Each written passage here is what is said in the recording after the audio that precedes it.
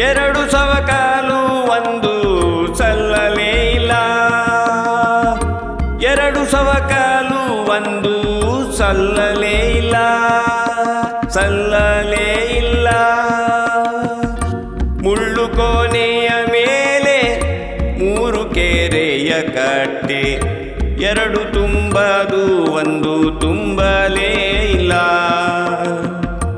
ಎರಡು ತುಂಬದು ಒಂದು ತುಂಬಲೇ ಇಲ್ಲ.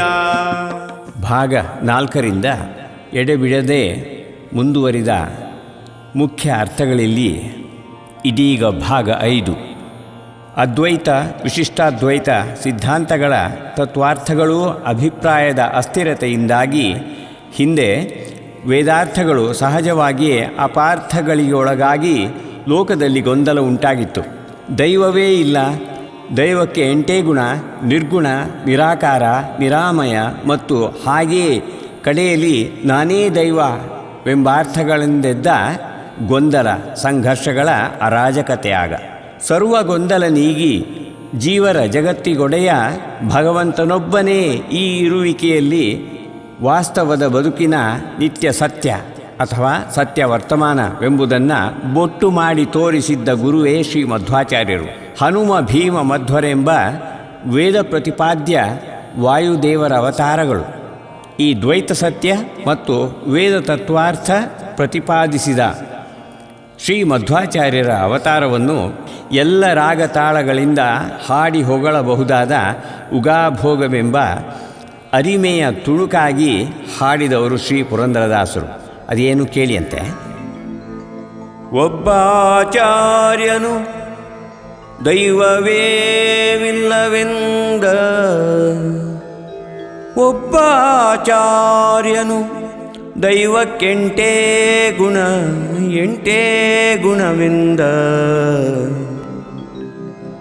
ಒಬ್ಬಾಚಾರ್ಯನು ದೈವ ನಿರ್ಗುಣ, ನಿರಾಕಾರ, ನಿರಾಮಯನೆಂದ.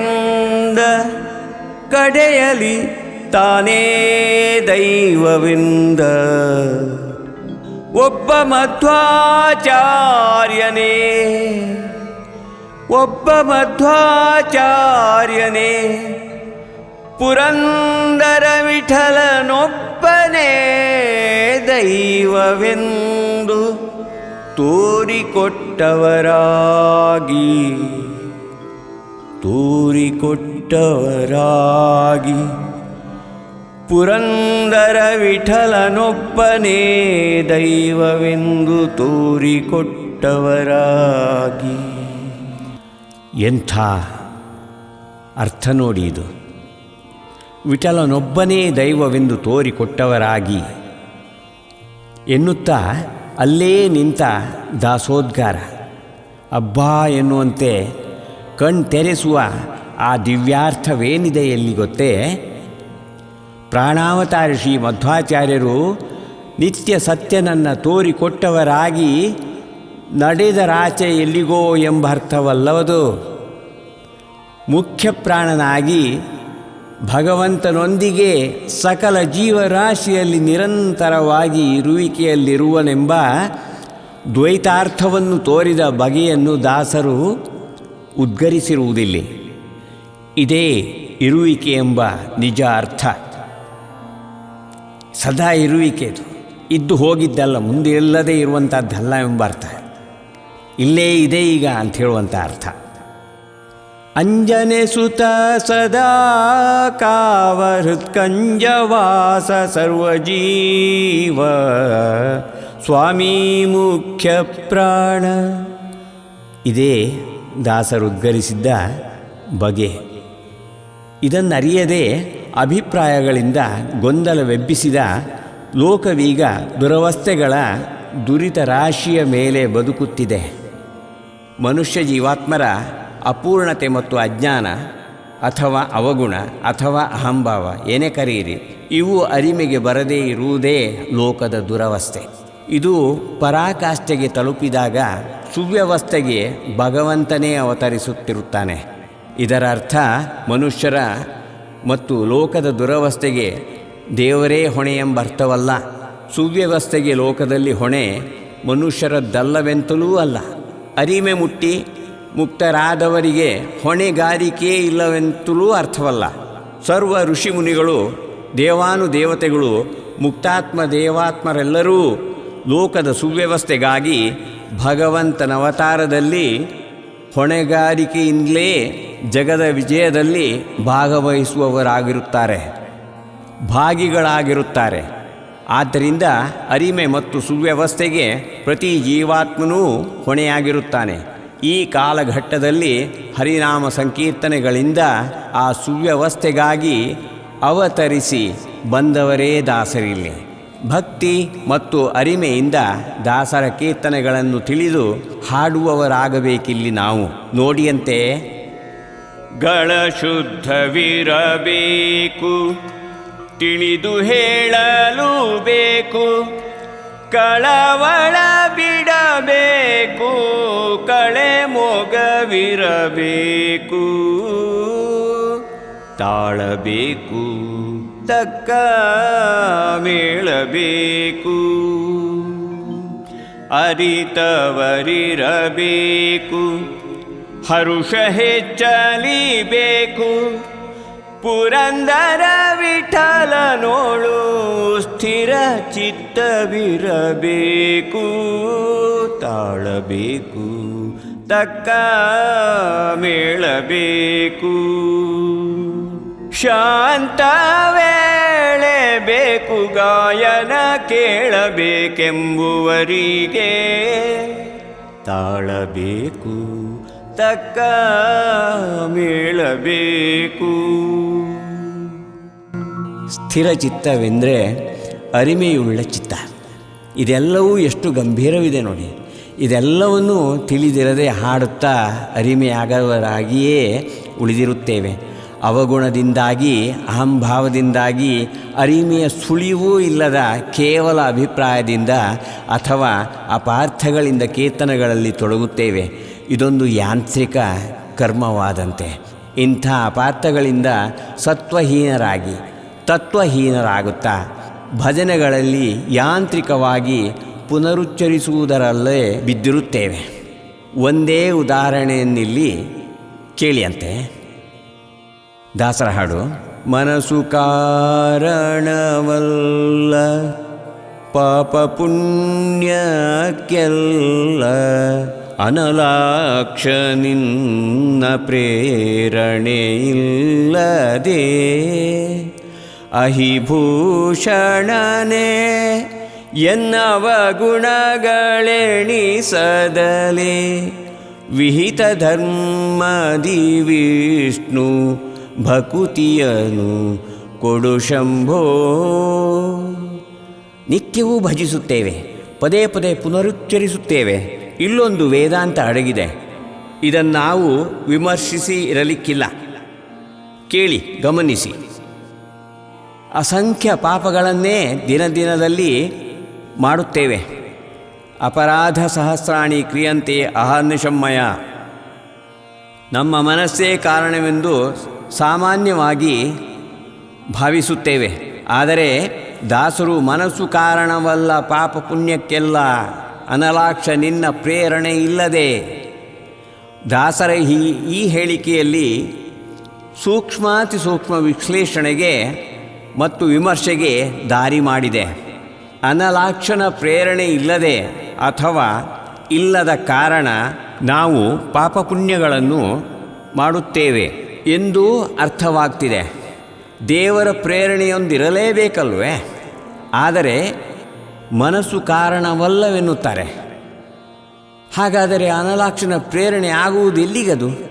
ಮನಸ್ಸಿಗಲ್ವಾ? ಮನಸ್ಸಿಗೆ ಪ್ರೇರಣೆ ಆಗುವುದಿಲ್ವೇ? ಆದಾಗ್ಯೂ ಗೀತೆಯಲ್ಲಿ ಶ್ರೀಕೃಷ್ಣ ಮನಯೇವ ಮನುಷ್ಯಾಣಂ ಕಾರಣಂ ಬಂಧಮೋಕ್ಷಯೋ, ಮನಸ್ಸೇ ಬಂಧಮೋಕ್ಷಕ್ಕೆ ಕಾರಣವೆಂದಿದ್ದಾನೆ. ಮನಸ್ಸೆಂಬ ಆ ಬೇಲಿಯನ್ನು ಮನುಷ್ಯ ದಾಟಲೇಬೇಕೆನ್ನುತ್ತಾನೆ. ಅನಲಾಕ್ಷನ ಪ್ರೇರಣೆಯಿರುವುದು ಬುದ್ಧಿಗೆ. ಆದ್ದರಿಂದ ಅವನ ಪ್ರೇರಣೆ ಇರದ ಮನಸ್ಸು ಕಾರಣವಲ್ಲವೆನ್ನುವುದು ಸರಿಯೇ. ಮನಸ್ಸು ನಾಶವಾಗಲೇಬೇಕು ಎಂದಿದ್ದಾನೆ ಶ್ರೀಕೃಷ್ಣ. ಆದ್ದರಿಂದಲೇ ಪ್ರೇರಣೆಯಾಗುವುದು ಬುದ್ಧಿಗೆ ಅಂತಾಯಿತು. ಇದನ್ನೇ ನಾವು ಸಾಮಾನ್ಯವಾಗಿ ನನ್ನ ಮನಸ್ಸಿಗೆ ಪ್ರೇರಣೆಯಾಯಿತು ಎನ್ನುತ್ತೇವೆ. ಆದರೆ ಪ್ರೇರಣೆ ಆಗಿರುವುದು ಬುದ್ಧಿಗೆ, ನಾವು ಅದನ್ನು ಗಮನಿಸಿರುವುದಿಲ್ಲ. ಈ ನನ್ನ ಮನಸ್ಸೆನ್ನುತ್ತಿರುವ ನಮ್ಮ ಈ ನಾನು ಭಾವದ ಮೂಲವೇ ಮನಸ್ಸು. ಬುದ್ಧಿಗಾಗಿರುವ ಎಲ್ಲ ಪ್ರೇರಣೆಗಳನ್ನು ಈ ಭಾವವೇ ಬುದ್ಧಿಯನ್ನು ಒಡೆಯುತ್ತಾ ಬೇರ್ಪಡಿಸಿ ನಾನು ಮಾಡಿದೆ ಎನ್ನುತ್ತಿರುವ ಮನುಷ್ಯರ ಮನೋರಂಗದಲ್ಲಿ ನಡೆಯುವ ಪ್ರಕ್ರಿಯೆಗಳಿವು ನಾನು ಭಾವದ ಪ್ರಕ್ರಿಯೆಗಳು. ಮನಸ್ಸಿನಲ್ಲಿ ಕುಳಿತ ಈ ಭಾವವೇ ಜಗತ್ತಿನ ಎಲ್ಲ ಸಂಘರ್ಷ ವಿಭಜನೆಗೆ ಕಾರಣ. ಇದೇ ಮನಸ್ಸಿನೊಳಗಿನ ನಾನು ಭಾವ. ಆದ್ದರಿಂದ ಮನೋನಾಶವಾಗದೆ ಜ್ಞಾನೋದಯವಾಗದು. ಭಾಗವತ ಸಾರಿದ ಅಷ್ಟವರ್ಗದಲ್ಲಿ 7ನೇದ್ದು ಮನಸ್ಸು. ಜೀವಾತ್ಮರಿಗೆ ಸೃಷ್ಟಿ ಸತ್ಯದ ಅರಿಮೆಗೆ ಮತ್ತು ಮುಕ್ತಿ ಅಥವಾ ಬಿಡುಗಡೆಗೆ ಭಗವಂತ ಕರುಣಿಸಿದ್ದ ಸ್ವಾತಂತ್ರ್ಯವಿರುವುದೂ ಅಲ್ಲಿ. ಇದರ ಸದುಪಯೋಗ ಅಥವಾ ದುರುಪಯೋಗಗಳಲ್ಲಿ ಜೀವಾತ್ಮರನ್ನು ಕೆಡಿಸಿ ಮಸಿ ಮಣ್ಣು ಮಾಡುವ ಅಹಂಭಾವದ ಸ್ಥಾನ. ರಾವಣ ಹಿಂದೆ ಸಂಸ್ಥಾನ ಕಟ್ಟಿ ವಿನಾಶ ಹೊಂದಿದ್ದು ಇದೇ ಭಾವದಿಂದ. ಈ ಭಾವದ ಶುದ್ಧಿಯಿಂದ ಬದುಕಿ ಧನ್ಯತೆ ಪಡೆದ ಪರಮ ಭಾಗವತರಲ್ಲಿ ಒಬ್ಬ ಭಕ್ತನೂ ಇದೇ ಅಸುರನ ತಮ್ಮ ವಿಭೀಷಣನು. ಅದೇ ಸೂಕ್ಷ್ಮತೆಯಲ್ಲಿ ಭಗವಂತನಲ್ಲಿತ್ತು ವಾಲಿ ಸುಗ್ರೀವರ ಸಂಬಂಧವೂ ಸಹ. ಹಾಗೆಯೇ ಜಗತ್ತೀಗ ಹಲವು ರಾವಣರ ಸಂಸ್ಥಾನಗಳು.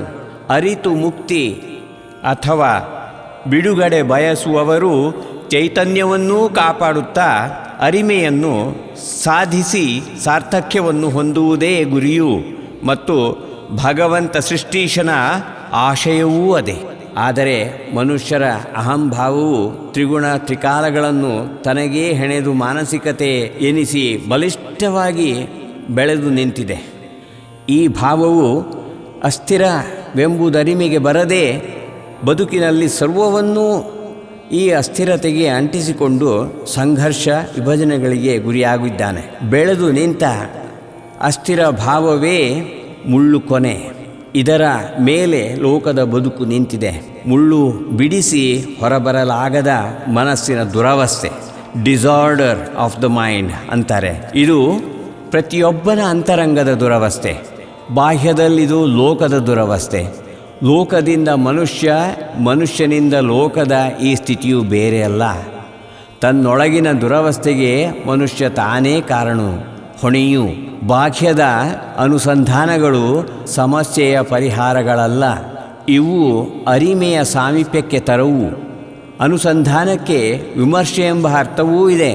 ವಿಚಾರ ವಿಮರ್ಶೆ ಮತ್ತು ಆತ್ಮಾವಲೋಕನಗಳು ಬೇಕೇ ಬೇಕು. ಅಹಂಭಾವದಿಂದ ಮುಕ್ತಿಯು ತುಂಬ ದೂರ ಇದೆ ಎಂದು ಏನೇನೋ ಭಾವಿಸುತ್ತಿರುತ್ತೇವೆ ನಾವು.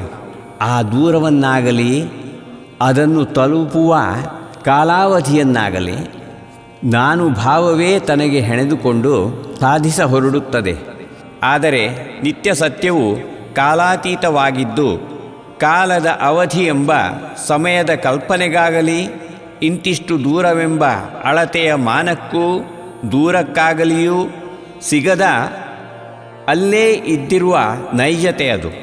ಇದನ್ನೇ ಶ್ರೀ ಮಧ್ವಾಚಾರ್ಯರು ದೂರಾತ್ ದೂರತರಂ ಎತ್ತು ತದೇವಾಂತಿಕಮಂತಿಕಾತ್ ಎಂದಿದ್ದಾರೆ. ಅರ್ಥಾತ್ ಎನಿತು ದೂರಕ್ಕೆ ನಡೆದರಿನ್ನಷ್ಟು ದೂರವಿದೆ, ಆದರದು ಹತ್ತಿರಕ್ಕೂ ಹತ್ತಿರದಲ್ಲಿಹುದು. ಎಂಥ ಅರ್ಥವಿದು ನೋಡಿ. ದುರವಸ್ಥೆ ಎಂಬ ಸಮಸ್ಯೆಯಾಗಲಿ ಪರಿಹಾರವಾಗಲಿ ನಮ್ಮೊಳಗೇ ಇದೆ ಎಂಬ ಅರ್ಥ. ಪರಿಹಾರಕ್ಕಾಗಿ ದೇವರನ್ನು ಅರಸುತ್ತಾ ದೂರ ನಡೆದರೆ ಅದು ಇನ್ನಷ್ಟೂ ದೂರವಿದೆ ಎನ್ನುತ್ತಿದ್ದಾರೆ ಮಧ್ವಾಚಾರ್ಯರು. ನಾನು ಎಂಬ ವೈರಿಗೆ ಅತೀ ಹತ್ತಿರದವನೆಂದರೆ ನಾನೇ ಅಲ್ವೇ? ಆದರೇನು? ತ್ರಿಗುಣ ತ್ರಿಕಾಲವನ್ನು ಅರಿತುಕೊಳ್ಳದೆ ನಾನು ಭಾವಕ್ಕೆ ಪ್ರತ್ಯಾರೋಪಿಸಿಕೊಂಡು ಹೆಣೆದುಕೊಂಡು ದಿನೇ ದಿನೇ ಅಹಂಭಾವವನ್ನೇ ಬೆಳೆಸುತ್ತಾ ಮುಳ್ಳು ಕೊನೆಯಂತೆ ಸ್ವಾರ್ಥವನ್ನೇ ಬೆಳೆಸುವ ಮಾನಸಿಕತೆಯಿಂದ ಮೂರ್ಖರಾಗುತ್ತಿದ್ದೇವೆ. ಈ ಸ್ವಾರ್ಥದ ಉಲ್ಬಣತೆಯನ್ನೇ ಚರಣಗಳಲ್ಲಿ ದಾಸರು ಬಿಂಬಿಸಿರುವುದೂ ಸಹ. ನಾನು ಭಾವದ ಸ್ಪಷ್ಟ ಅರಿಮೆ ಮತ್ತು ನೈಜ ಭಕ್ತಿಯಿಂದ ತೊಡಗಿರುವುದೇ ಸಮಸ್ಯೆ ದುರವಸ್ಥೆಗಳ ಪರಿಹಾರ. ಭಗವಂತ ಹಿಂದೆ ಭಕ್ತಿಯೋಗದ ರಹಸ್ಯ, ಉಪಾಸನಾದಿ ಕ್ರಮ ಮತ್ತು ಪ್ರಕಾರಗಳನ್ನು ಮೊದಲು ಬ್ರಹ್ಮನಿಗೂ, ಅವನಿಂದ ಮನು, ಭೃಗಾದಿ ಸಪ್ತಋಷಿಗಳಿಗೂ, ದೇವತೆಗಳಿಗೂ, ಗೂಖ್ಯಕರಿಗೂ ಅಂದರೆ ನಿರುತ್ಯಾದಿ ದೇವತೆಗಳಿಗೂ ಮತ್ತು ದಾನವರಿಗೂ ಮುಟ್ಟಿಸಿದ್ದ. ಹಾಗೆಯೇ ಮುಂದೆ ನಾನಾ ಪರಂಪರೆಗಳಲ್ಲಿ ಹರಿದು ನಷ್ಟವಾಯಿತು. ನಿತ್ಯ ಸತ್ಯದ ಅರಿಮೆಯಿಂದ ಗಮನ ತಪ್ಪಿ ಮನುಷ್ಯ ಜೀವಾತ್ಮರು ದೂರಾಗುತ್ತಾ ಬಂದು ನಷ್ಟವಾಯಿತು. ಅಲ್ಲಿ ವೇದೋಕ್ತಗಳೇ ಆಗಿದ್ದರೂ ಅವರವರ ಪ್ರಕೃತಿ ಧರ್ಮದಂತೆ ವಿದ್ಯಾ ವಿಕೃತಿಗೂ ಒಳಗಾಗಿ ಕಾಲಕಾಲಕ್ಕೆ ಭಕ್ತಿಯ ಮೌಲ್ಯಗಳೇ ನಷ್ಟವಾದುವು. ಈ ಮನೋವಿಕೃತಿ, ವಿಕಲ್ಪತೆ, ವಿಕಲತೆಗಳೆಲ್ಲವೂ ಬೆಳೆದು ಬರುತ್ತಿರುವ ಅಹಂಭಾವದ ಪರಿಣಾಮಗಳು. ಮನುಷ್ಯರೇ ಅಹಂಭಾವದ ಮುಳ್ಳುಗಳಾಗುತ್ತಾ ಲೋಕದ ದುರವಸ್ಥೆಗೆ ಕಾರಣರು. ಇದೇ ವಾಸ್ತವದ ಬದುಕೀಗ. ಅರಿವು ಹತ್ತಿರವೂ ಸುಳಿಯದ ಬದುಕು. ಅರಿವೇ ನಷ್ಟವಾದ ಮೇಲೆ ಸತ್ಯಕ್ಕಾಗಲಿ ಭಕ್ತಿಗಾಗಲಿ ಏನರ್ಥವಿದೆ? ಏನರ್ಥ ಉಳಿಯಿತಿಲ್ಲಿ? ಈ ಅರ್ಥ ಸಾಧಿಸದವರಂತೂ ಬಿಡಿ, ಬದುಕಿನ ಮುಂದಿನ ನಿರ್ಗಮಕ್ಕೆ ರೆಡಿಯಾಗುವವರೇ. ಆದಾಗ್ಯೂ ಭಗವಂತ ನಿತ್ಯ ಸತ್ಯ, ವರ್ತಮಾನ ಸತ್ಯವೆಂದೊಪ್ಪಿ ಹೇಳಿಕೊಂಡು ಬರುವುದೇ ಮಹಾಜ್ಞಾನವೆಂಬಂತೆ ಅರಿಮೆಗೆ ತೊಡಗದೆಯೇ ಉಳಿದುಕೊಂಡಿರುತ್ತೇವೆ ನಾವು. ಅರಿಮೆಗೆ ಬರದಿರುವುದಾದರೂ ಏಕೆ? ಅಂದರೆ ಮುಂದಿನ ದೇವಾಸುರ ಸಂಗ್ರಾಮಕ್ಕಾಗಿಯೇ ಮೀಸಲಿಟ್ಟಿರುವಂತೆ ನಮ್ಮ ಬದುಕಿದೆ ಈಗ. ನಿತ್ಯವೂ ವಿಕಲ್ಪಗಳಿಂದ ಮನೋಸಂಘರ್ಷಗಳಿಗೆ ಸಿಕ್ಕಿ ಮನುಷ್ಯರು ನಾಶವಾಗುತ್ತಿರುವುದಾದರೂ ಯಾಕೆ? ಬದುಕಿನಲ್ಲಿ ಮನುಷ್ಯರ ಈ ಕೂಡುವಿಕೆ, ಅಗಲುವಿಕೆ, ಸಂಕಟಗಳಾದರೂ ಏಕೆ? ಭಗವಂತ ಜೀವನವನ್ನು ಮಂಗಳಮಯವನ್ನಾಗಿ ಮಾಡನೇಕೆ?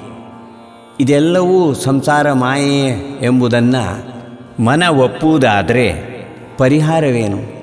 ಹಿಂದೆ ಭಗವಂತ ಪ್ರತ್ಯಕ್ಷನಿಗೇ ಉದ್ಧವ ಅರ್ಜುನಾದಿಗಳ ಇಂಥ ಸವಾಲುಗಳೇ ಇದ್ದವು. ಹಾಗೆಯೇ ಭಗವಂತನ ಆ ಉತ್ತರಗಳು ಇಂದು ಸವಾಲುಗಳಾಗಿ ಮನುಷ್ಯರಿಗೆ ಬದುಕು ಬಿಡಿಸಲಾಗದ ಒಗಟುಗಳೇ ಆಗಿ ಉಳಿದಿವೆ. ಈ ಬಗೆಯನ್ನೇ ಪ್ರಸ್ತುತ ಸಾಹಿತ್ಯದಲ್ಲಿ ಒಗಟಾಗಿಯೇ ಇಟ್ಟಿರುವುದಾಗಿದೆ. ಯಾವತ್ತೂ ಸವಾಲುಗಳು ವೈಯಕ್ತಿಕ ವಿಚಾರವಾಗಿದ್ದರೆ ವೈಯಕ್ತಿಕವಾಗಿಯೇ ಉತ್ತರಗಳನ್ನು ವಿಚಾರ ಮಾಡಿ ಹುಡುಕಿ ನೋಡಬೇಕಾದುದನ್ನೇ ಒಗಟು ಎನ್ನುತ್ತೇವೆ. ಬದುಕು ಈ ಲೋಕದಲ್ಲಿ ಇರುವುದು ಹಾಗೇ ಅಲ್ವೇ? ಯಾರೇ ಎಲ್ಲೇ ಇರಲಿ, ಒಬ್ಬನ ವೈಯಕ್ತಿಕ ಸಮಸ್ಯೆಯು ಮಿಕ್ಕುಳಿದವರಿಗೂ ಆಗುವುದಾದರೆ ಮಿಕ್ಕುಳಿದವರ ವೈಯಕ್ತಿಕ ಸಮಸ್ಯೆಯೂ ಹಾಗೆ ಒಬ್ಬೊಬ್ಬನನ್ನು ಕಾಡಲೇಬೇಕಲ್ವೇ? ಅದುವೇ ನನ್ನಿಂದ ಲೋಕ ಬೇರೆಯಲ್ಲ, ಲೋಕದಿಂದ ನಾನು ಬೇರೆಯಲ್ಲ ಎನ್ನುವ ಸತ್ಯದ ಮಾತು ಸಹ. ಲೋಕದಲ್ಲಿ ಎಲ್ಲರ ಅಹಂಭಾವದ ಸವಾಲು ಒಂದೇ. ಆದ್ದರಿಂದ ಲೋಕಕ್ಕೆ ಒಗಟಾದ ಹಾಡನ್ನು ಹಾಡಿದ್ದಾಗಿರುವುದು. ಹಾಡು ಒಳಾರ್ಥಗಳನ್ನು ಮುಂದಿನ ಭಾಗದಲ್ಲಿ ಕೇಳುವ. ಶುಭಮಸ್ತು ನಿತ್ಯಂ.